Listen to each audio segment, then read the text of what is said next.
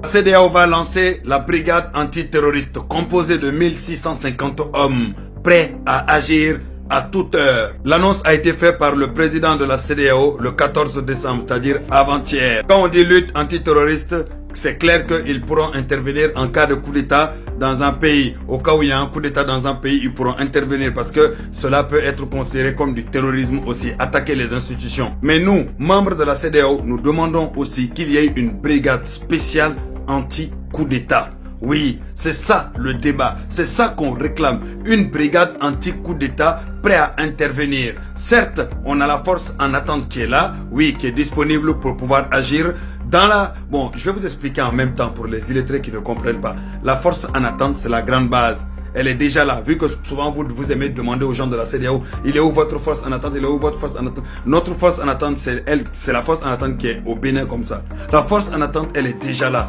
Il faut juste l'agrandir encore plus. Ils veulent l'agrandir encore plus à 2 fois ou 3 fois plus d'éléments qu'il y a actuellement. Donc, dans la force en attente, ils ont créé ils vont créer la brigade anti-terroriste qui va être composée de 1650 hommes. Dans cette même force en attente, il y a déjà ce qu'on appelle une task force de 2500 à 2800 hommes prêts à intervenir aussi.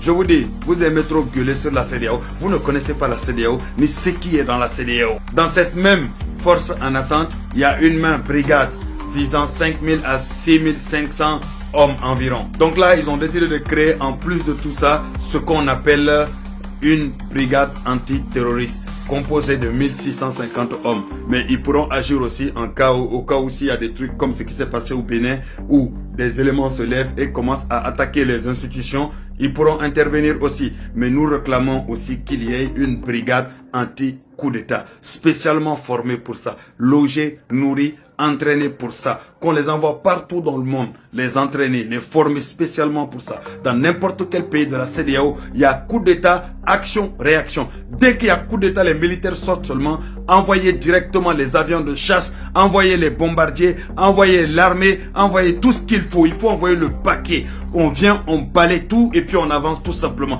pour envoyer un message aux autres. Celui qui a cœur n'a qu'à continuer tout simplement. Tu restes dans la CEDEAO, tu respectes les règles, tu respectes la démocratie. Sinon, tu demandes à ton président, vous faites référendum chez vous et puis vous quittez la CEDEAO. On ne retient personne.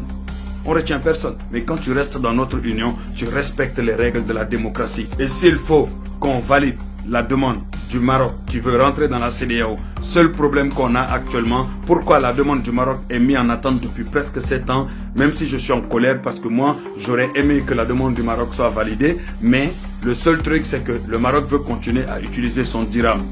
Et la CEDEAO, eux, ils veulent que le Maroc utilise le franc CFA. Il y a aussi d'autres trucs où ils s'entendent pas au niveau des marchés et autres. Le Nigeria est contre parce que voilà, le Maroc a des coopérations avec la France, les États-Unis concernant les marchandises. Donc ils ont peur que la CEDEAO soit inondée de marchandises américains, français et autres grâce aux coopérations du Maroc. Voilà tout ça qui bloque le Maroc. Sinon, en fait, un pays grand comme le Maroc qui rentre là-dedans, ça prend carrément la valeur de au moins 3 ou 4 pays. Je pense que la CEDEAO doit trouver une solution pour pouvoir valider la demande du Maroc. Si on doit les laisser avec leur dirham, tant mieux, ils peuvent continuer à garder leur dirham, ça ne nous dérange pas, et qu'on trouve des solutions concernant les coopérations là et que la demande du Maroc soit validée. Ça fait presque 7 ans que le Maroc est en attente. 7 ans que le Maroc est en attente respectueusement. Il est temps de pouvoir valider leur demande. Et nous, membres de la CEDEAO, on réclame à ce que cette demande-là soit validée. Vive la CEDEAO, vive la démocratie.